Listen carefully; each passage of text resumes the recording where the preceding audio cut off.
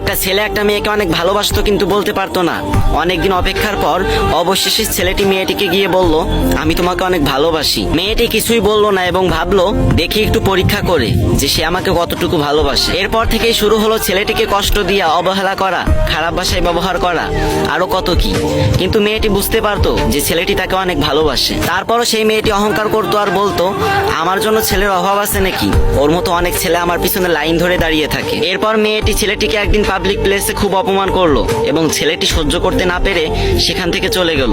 তারপর থেকে ছেলেটি আর মেয়েটিকে কখনোই বিরক্ত করেনি। এরপর অনেক দিন কেটে গেল এবং মেয়েটার খুব খারাপ লাগতে লাগলো এবং সে বুঝতে পারলো যে সেও সেই ছেলেটাকে ভালোবেসে ফেলেছে। এরপর মেয়েটা ছেলেটাকে খুঁজতে খুঁজতে তার বাসা পর্যন্ত চলে গেল এবং তারপর সে শুনতে পেল তার পাগলটা এখন আর দুনিয়াতে নেই। ওই দিন মেয়েটি পাবলিক প্লেসে খারাপ ব্যবহার করার পর ছেলেটি বাসায় ফেরার সময় একটা রোড অ্যাক্সিডেন্টে মারা যায়। তাই আমি আপুদেরকে বলতে চাই, কোনো ছেলে যদি তোমাকে ভালোবাসে তাহলে তার ফিলিংস নিয়ে ভেবো, নিজেকে নায়িকা ভেবো না।